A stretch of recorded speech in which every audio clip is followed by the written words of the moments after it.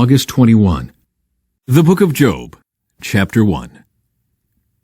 There once was a man named Job who lived in the land of Uz. He was blameless, a man of complete integrity. He feared God and stayed away from evil. He had 7 sons and 3 daughters. He owned 7,000 sheep, 3,000 camels, 500 teams of oxen, and 500 female donkeys. He also had many servants. He was, in fact, the richest person in that entire area. Job's sons would take turns preparing feasts in their homes, and they would also invite their 3 sisters to celebrate with them. When these celebrations ended, sometimes after several days, Job would purify his children. He would get up early in the morning and offer a burnt offering for each of them. For Job said to himself, "Perhaps my children have sinned and have cursed God in their hearts." This was Job's regular practice. Job's first test. One day the members of the heavenly court came to present themselves before the Lord, and the accuser Satan came with them. "Where have you come from?" the Lord asked Satan. Satan answered the Lord, "I have been patrolling the earth, watching everything that's going on."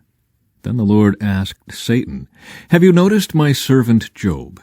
He is the finest man in all the earth. He is blameless, a man of complete integrity. He fears God and stays away from evil." Satan replied to the Lord, "Yes, but Job has good reason to fear God. You have always put a wall of protection around him and his home and his property. You have made him prosper in everything he does. Look how rich he is. But reach out and take away everything he has, and he will surely curse you to your face." "All right, you may test him," the Lord said to Satan. "Do whatever you want with everything he possesses, but don't harm him physically." So Satan left the Lord's presence. One day when Job's sons and daughters were feasting at the oldest brother's house, a messenger arrived at Job's home with this news: "Your oxen were plowing, with the donkeys feeding beside them. When the Sabaeans raided us, they stole all of the animals and killed all the farmhands. I am the only one who escaped to tell you." While he was still speaking, another messenger arrived with this news: "The fire of God has fallen from heaven and burned up your sheep and all the shepherds. I am the only one who escaped to tell you." While he was still speaking, a third messenger arrived with this news: "3 bands of Chaldean raiders have stolen your camels and killed your servants. I am the only one who escaped to tell you." While he was still speaking, another messenger arrived with this news: "Your sons and daughters were feasting in their oldest brother's home. Suddenly a powerful wind swept in from the wilderness and hit the house on all sides. The house collapsed and all your children are dead. I am the only one who escaped to tell you." Job stood up and tore his robe in grief. Then he shaved his head and fell to the ground to worship. He said, "I came naked from my mother's womb, and I will be naked when I leave. The Lord gave me what I had, and the Lord has taken it away. Praise the name of the Lord." In all of this, Job did not sin by blaming God. One day the members of the heavenly court came again to present themselves before the Lord, and the accuser Satan came with them. "Where have you come from?" the Lord asked Satan. Satan answered the Lord, "I have been patrolling the earth, watching everything that's going on." Then the Lord asked Satan, "Have you noticed my servant Job? He is the finest man in all the earth. He is blameless, a man of complete integrity. He fears God and stays away from evil, and he has maintained his integrity, even though you urged me to harm him without cause."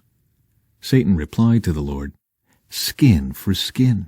A man will give up everything he has to save his life, but reach out and take away his health, and he will surely curse you to your face." "All right, do with him as you please," the Lord said to Satan, "but spare his life." So Satan left the Lord's presence, and he struck Job with terrible boils from head to foot.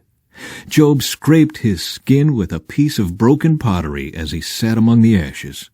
His wife said to him, "Are you still trying to maintain your integrity? Curse God and die." But Job replied, You talk like a foolish woman. Should we accept only good things from the hand of God and never anything bad?" So in all this, Job said nothing wrong. Job's 3 friends share his anguish. When 3 of Job's friends heard of the tragedy he had suffered, they got together and traveled from their homes to comfort and console him. Their names were Eliphaz the Temanite, Bildad the Shuhite, and Zophar the Naamathite. When they saw Job from a distance, they scarcely recognized him. Wailing loudly, they tore their robes and threw dust into the air over their heads to show their grief. Then they sat on the ground with him for 7 days and nights. No one said a word to Job, for they saw that his suffering was too great for words. At last Job spoke, and he cursed the day of his birth. He said, "Let the day of my birth be erased, and the night I was conceived. Let that day be turned to darkness. Let it be lost even to God on high, and let no light shine on it. Let the darkness and utter gloom claim that day for its own. Let a black cloud overshadow it, and let the darkness terrify it. Let that night be blotted off the calendar, never again to be counted among the days of the year, never again to appear among the months. Let that night be childless.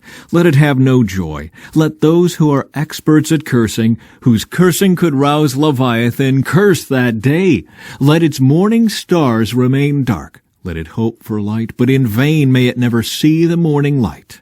Curse that day for failing to shut my mother's womb, for letting me be born to see all this trouble. Why wasn't I born dead? Why didn't I die as I came from the womb? Why was I laid on my mother's lap? Why did she nurse me at her breasts? Had I died at birth, I would now be at peace. I would be asleep and at rest. I would rest with the world's kings and prime ministers, whose great buildings now lie in ruins. I would rest with princes rich in gold, whose palaces were filled with silver. Why wasn't I buried like a stillborn child, like a baby who never lives to see the light? For in death the wicked cause no trouble, and the weary are at rest. Even captives are at ease in death, with no guards to curse them. Rich and poor are both there, and the slave is free from his master. Oh, why give light to those in misery and life to those who are bitter? They long for death, and it won't come. They search for death more eagerly than for hidden treasure. They're filled with joy when they finally die and rejoice when they find the grave. Why is life given to those with no future, those God has surrounded with difficulties? I cannot eat for sighing. My groans pour out like water. What I always feared has happened to me. What I dreaded has come true. I have no peace, no quietness. I have no rest. Only trouble comes. From 1 Corinthians Chapter 14. Let love be your highest goal, but you should also desire the special abilities the Spirit gives, especially the ability to prophesy. For if you have the ability to speak in tongues, you will be talking only to God, since people won't be able to understand you. You will be speaking by the power of the Spirit, but it will all be mysterious. But one who prophesies strengthens others, encourages them, and comforts them. A person who speaks in tongues is strengthened personally, but one who speaks a word of prophecy strengthens the entire church. I wish you could all speak in tongues, but even more, I wish you could all prophesy. For prophecy is greater than speaking in tongues, unless someone interprets what you are saying so that the whole church will be strengthened. Dear brothers and sisters, if I should come to you speaking in an unknown language, how would that help you? But if I bring you a revelation or some special knowledge or prophecy or teaching, that will be helpful. Even lifeless instruments like the flute or the harp must play the notes clearly, or no one will recognize the melody. And if the bugler doesn't sound a clear call, how will the soldiers know they are being called to battle? It's the same for you. If you speak to people in words they don't understand, how will they know what you are saying? You might as well be talking into empty space. There are many different languages in the world, and every language has meaning. But if I don't understand a language, I will be a foreigner to someone who speaks it. and the one who speaks it will be a foreigner to me. And the same is true for you. Since you are so eager to have the special abilities the Spirit gives, seek those that will strengthen the whole church. So anyone who speaks in tongues should pray also for the ability to interpret what has been said. For if I pray in tongues, my spirit is praying, but I don't understand what I am saying. Well then, what shall I do? I will pray in the Spirit, and I will also pray in words I understand. I will sing in the Spirit, and I will also sing in words I understand. For if you praise God only in the Spirit, how can those who don't understand you praise God along with you? How can they join you in giving thanks when they don't understand what you are saying? You will be giving thanks very well, but it won't strengthen the people who hear you. From Psalms. The wicked plot against the godly. They snarl at them in defiance. But the Lord just laughs, for he sees their day of judgment coming. The wicked draw their swords and string their bows to kill the poor and the oppressed, to slaughter those who do right. But their swords will stab their own hearts, and their bows will be broken.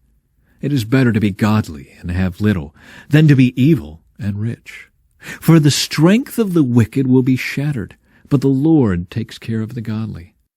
Day by day the Lord takes care of the innocent, and they will receive an inheritance that lasts forever. They will not be disgraced in hard times. Even in famine they will have more than enough. But the wicked will die. The Lord's enemies are like flowers in a field. They will disappear like smoke. The wicked borrow and never repay, but the godly are generous givers. Those the Lord blesses will possess the land, but those he curses will die. The Lord directs the steps of the godly. He delights in every detail of their lives. Though they stumble, they will never fall, for the Lord holds them by the hand. Once I was young, and now I am old. Yet I have never seen the godly abandoned, or their children begging for bread. The godly always give generous loans to others, and their children are a blessing. Turn from evil and do good, and you will live in the land forever. For the Lord loves justice, and he will never abandon the godly. He will keep them safe forever, but the children of the wicked will die. The godly will possess the land, and will live there forever. From Proverbs. Despite their desires, the lazy will come to ruin, for their hands refuse to work. Some people are always greedy for more, but the godly love to give.